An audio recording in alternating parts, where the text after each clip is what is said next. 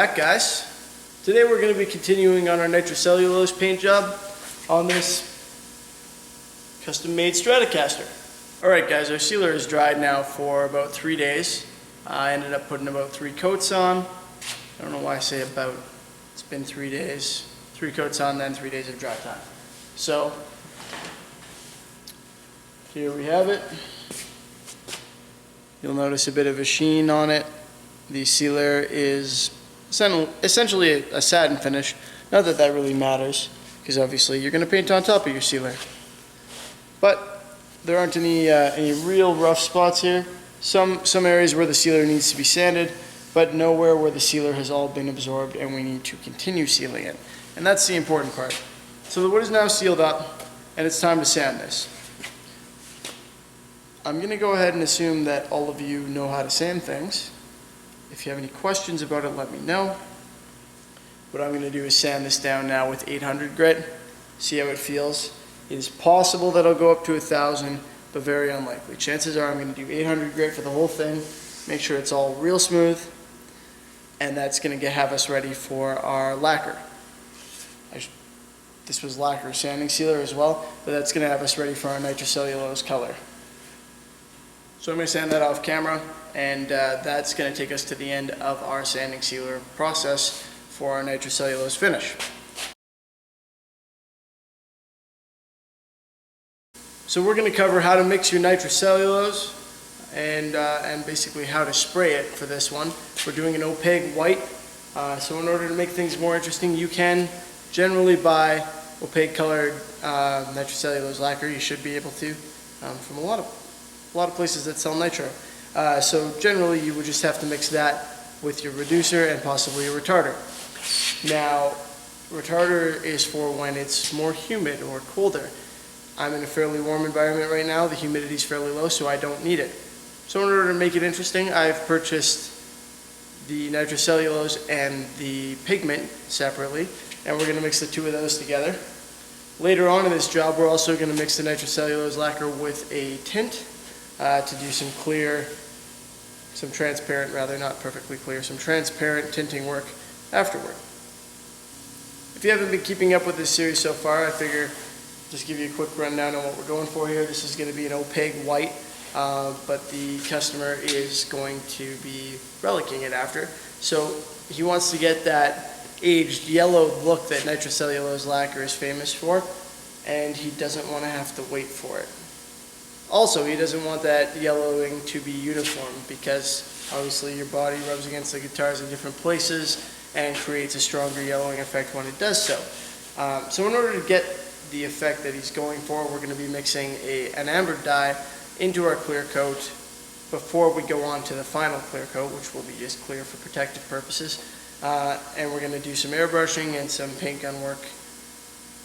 I don't think I'll actually need an airbrush. I shouldn't say airbrushing. It's going to be a touch-up gun, most likely, set to a very small pattern. And we'll do some work with that, so some custom painting coming in at the end there. Alright, so it's time to mix the lacquer here.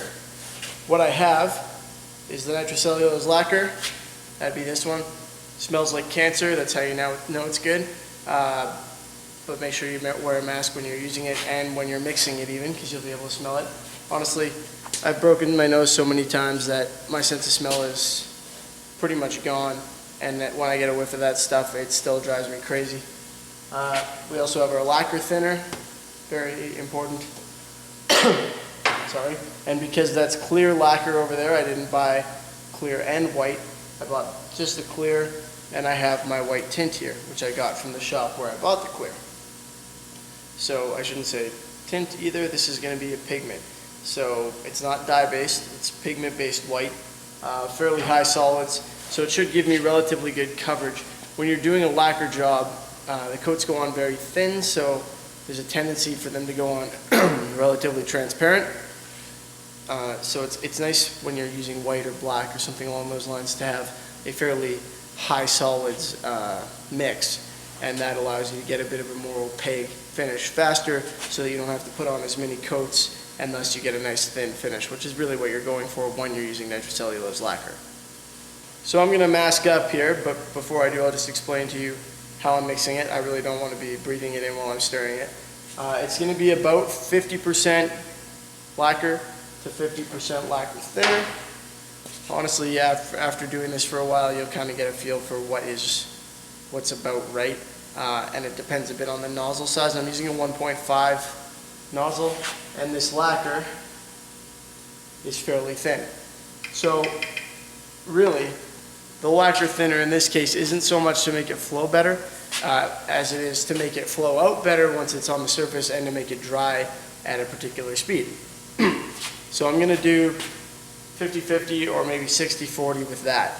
Then I'm going to add my white, and there really isn't a set formula for this. More white is going to be more opaque quicker, as we just talked about. So I'm going to add my white, but I'm going to be using kind of the that looks about right method on this, and we'll see how that turns out. I don't think it'll be a problem. I'm going to err on the side of a little bit more for the reasons that I specified before, and that's really all there is to it. So let's get started with the mixing.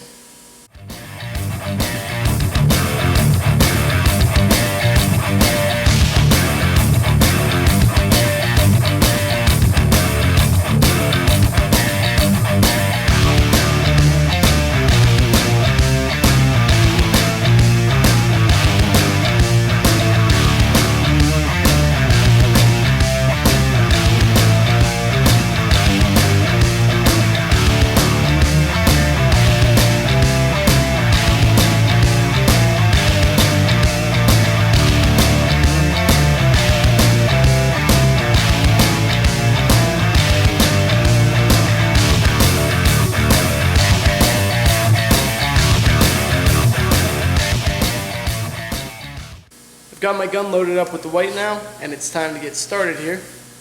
So just to clarify, again, these are going to be going on in fairly thin coats.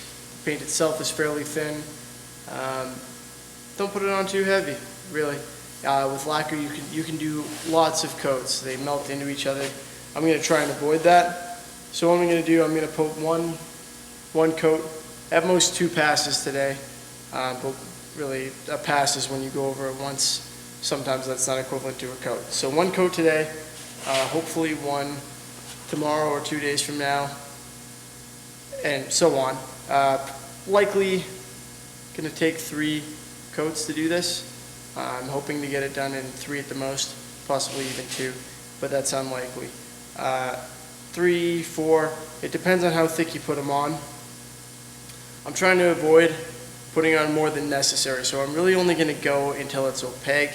The reason for that, several reasons for that. First being, nitrocellulose is supposed to be a thin finish. Second, I have to go over this and do the ambering work after, so that's going to increase the thickness and add more coats, and I want to limit that.